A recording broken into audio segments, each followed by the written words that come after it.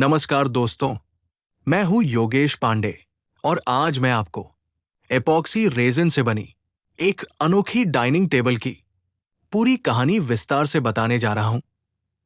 ये टेबल सिर्फ फर्नीचर नहीं है, ये प्रकृति, तकनीक और इंसानी धैर्य का मिला जुला रूप है। जब कोई पहली बार इस टेबल को देखता है तो उसकी नजर लकड़ी की गहरी नसों पर जाती है और फिर बीच में बहती हुई नीले रंग की रेजिन नदी पर। लेकिन इस सुंदरता के पीछे एक लंबा सफर छुपा होता है। सबसे पहले सही लकड़ी का चुनाव किया जाता है। ये लकड़ी सीधी सादी नहीं होती, बल्कि अपने प्राकृतिक आकार में होती है।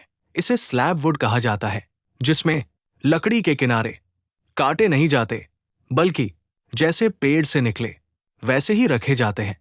इस लकड़ी को कई हफ्तों तक सुखाया जाता है, क्योंकि अगर लकड़ी के अंदर थोड़ी भी नमी रह गई तो पूरा काम खराब हो सकता है। इसके बाद लकड़ी की सतह को मशीन से बराबर किया जाता है। ऊपर नीचे की असमानता हटाई जाती है ताकि बाद में रेजिन सही तरह बैठ सके। अब आता है एपॉक्सी रेजिन का चरण, जो इस पूरी प्रक्रिया का दिल माना जाता है। रेजिन और हार्डनर को बिल्कुल सटीक अनुपात में मिलाया जाता है। यहां अनुभव काम आता है। अगर हार्डनर कम हुआ तो रेजिन जमता नहीं, और अगर ज्यादा हुआ तो वो जल सकता है या दरारें डाल सकता है। इसलिए मिश्रण बहुत धीरे और लगातार किया जाता है। अब लकड़ी को एक मजबूत मोल्ड के अंदर सेट किया जाता है। मोल्ड को चारों तरफ से पूरी तरह सील किया जाता है ताकि रेजिन एक बूंद भी बाहर न जाए। इसके बाद रेजिन की पहली परत डाली जाती है। ये परत पूरी टेबल का आधार बनाती है। नीले रंग की रेजिन पानी की गहराई दिखाती है, जिससे टेबल में नदी या झील का एहसास आता है। जब ये परत आधी सख्त हो जाती है, तब डिजाइन का काम शुरू होता है।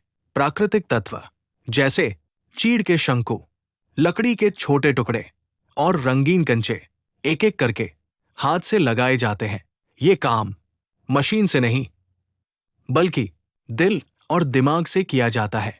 हर चीज को इस तरह रखा जाता है कि देखने वाले को लगे जैसे प्रकृति को कांच के अंदर कैद कर दिया गया हो। इसके बाद रेजिन की अगली परत डाली जाती है। ये परत सजावटी चीजों को पूरी तरह ढक लेती है। अब फिर इंतजार का समय आता है।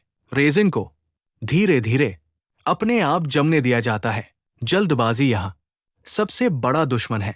जब पूरी सतह पूरी तरह सख्त हो जाती है, तब मोल्ड हटाया जाता है। अब टेबल अपने असली रूप में सामने आती है, लेकिन अभी ये खुरदरी होती है। अब शुरू होती है सबसे ज्यादा मेहनत वाली प्रक्रिया, सैंडिंग। पहले मोटी सैंडिंग की जाती है, जिससे ऊपर की ऊंच नीच हटे। फिर मध्यम सैंडिंग और अंत में बहुत बारीक सैंडिंग। इस प्रक्रिया में कई घंटे, कभी कभी पूरे दिन लग जाते हैं। हर बार सैंडिंग के बाद टेबल को साफ किया जाता है ताकि अगली घिसाई सही हो। धीरे धीरे रेजिन और लकड़ी एक दूसरे में पूरी तरह घुल जाते हैं। अब आता है फिनिश और पॉलिश का चरण। स्पेशल कोटिंग लगाई जाती है, जो टेबल को कांच जैसी चमक देती है। ये कोटिंग सिर्फ सुंदरता के लिए नहीं, बल्कि सुरक्षा के लिए भी होती है। इससे टेबल पानी, गर्मी और रोजमर्रा के इस्तेमाल से खराब नहीं होती, और तब जाकर एक साधारण लकड़ी एक लग्जरी डाइनिंग टेबल में बदल जाती है। ये टेबल सिर्फ खाने के लिए नहीं, बल्कि बातचीत, यादों और परिवार के समय की गवाह बनती है।